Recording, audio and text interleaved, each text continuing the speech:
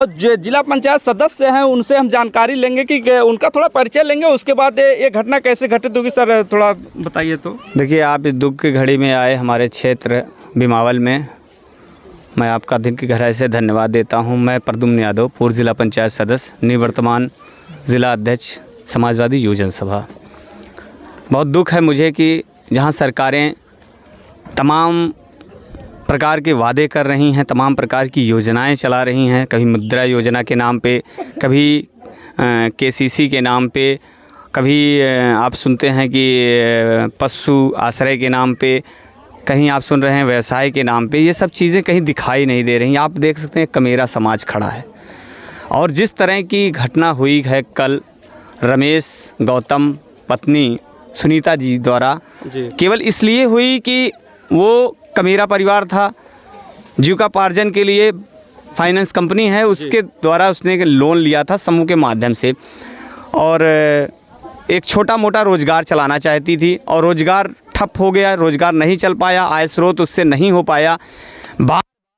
कंपनियों के सुपरवाइज़र आते थे या लीडर जो उसके संचालन करने वाले, वसूली करने वाले कार्यदायी संस्थाओं के मेंबर हैं, वो तमाम प्रकार की प्रताड़ना देते थे। और मुझे नहीं लगता जिनको इस तरह की मान्यता मिली है संस्थाओं को, उनको ये अधिकार दिया गया है कि आप किसी भी ऋणदाता को शारीरिक, मानसिक और बौद्धिक रूप से डिस्टर्ब करें, परेशान करें।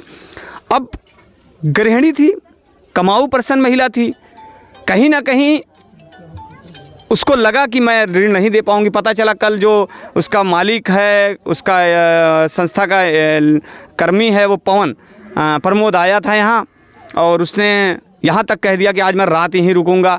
कभी पता चला नैहर भी पहुँच जाता था।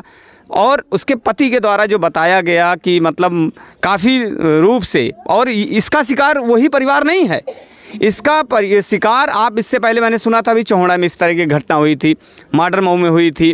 तो ऐसे लोग जो ऐसी संस्थाएं चलाए रहे हैं, जो ब्याज के नाम पर के कमेरा समाज को, ये ग्रामीण महिलाओं को लाइज करके पैसा तो दे देते हैं, फिर इसके बाद जो दोहन करते हैं वो गलत है। ऐसी संस्थाओं को मैं आपके चैनल के माध्यम से कलेक्टर अंबेडकर नगर से निवेदन करना चाहता हूं कि ऐसी संस्थाओं को बैन लगाया जाए। और जो इस तरह का क्रियाकलाप कर रहे हैं, इनको किसने ऑथराइज किया है? आखिर सरकार के ही द्वारा तो इनको पंजीकृत करके अधिकार दिया गया है कि आप गांव में जाओ, लोगों को जागरूक करो और उनको पैसा बांटो। ठीक है, लेकिन आपको ये अधिकार नहीं दिया गया है कि आपने अगर पैसा दे दिया तो किसी को मानसिक, शारीरिक, बौद्धिक रूप से आप टार्चर करो और उन्हें परेशान करो, वो आत्महत्या पर उमादा हो जाएं। तो मैं सुबह ही जब इस घटना को जाना, मैंने तुरंत स्थानीय स्तर के एसओ को, सीईओ को, एडिशनल एसपी को, सबको जानकारी दी। और आज चुनाव का मतदान की पोलिंग स्टेशनों पे बक्सते जाने हैं, इसलिए अधिकारी सब व्यस्त हैं। मैंने एसडीएम आलापुर को भी अवगत कराया है, यहाँ के क्षेत्रीय लेखपाल को भी अवगत कराया है कि यहाँ की मौके घटना, क्योंकि बच्चे बहुत छोटे छोटे हैं। एक बच्चा अभी 3 से 4 साल का है, एक बच्चा अभी आपका 7-8 साल का है, तो अबोध नन्हे बच्चे भी हैं। और इस तरह की और भी गांव में घटना ना हो, मैं चाहता हूं कि तुरंत प्रकार से मुकदमा पंजीकृत करके पीड़ित परिवार को आर्थिक सुविधा का भी लाभ दिया जाए, क्योंकि ये सरकार की नैतिक जिम्मेदारी है कि अगर कोई व्यक्ति कर्जा लेकर के मानसिक रूप से विकलांग होकर के मारता है, और वो सरकारी कर्जा तो लिया नहीं था, ये किस एजेंसी के द्वारा था, कौन दलाल टाइप के लोग थे जिन्होंने इस तरह का रैकेट चलाया है, इसका पर्दाफाश होना चाहिए। और आप आए, और आप और भी जिम्मेदार लोग हैं, बयान ले सकते हैं।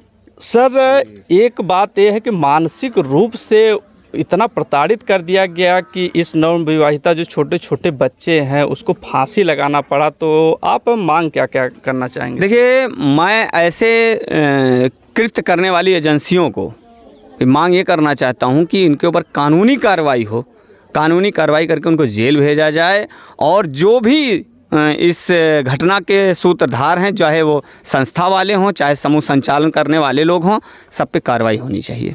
आप क्या मांग करना चाहेंगे? कानूनी प्रक्रिया अपनाया जाए। यहाँ से संस्था जो है, गरीब का शोषण हो रहा है, वो सरकार द्वारा इतना उनके ऊपर कानूनी प्रक्रिया कर दिया, फिर शोषण ना किया जाए। आप कानूनी प्रक्रिया चालू हो, इसके बाद जो है परिवार का जीविका पालन के लिए आर्थिक सहायता दिया जाए। ताकि उसका परिवार चले। कोई जांच करा करके जेल भेजा जाए और इसके बाद कानूनन कार्रवाई की जाए।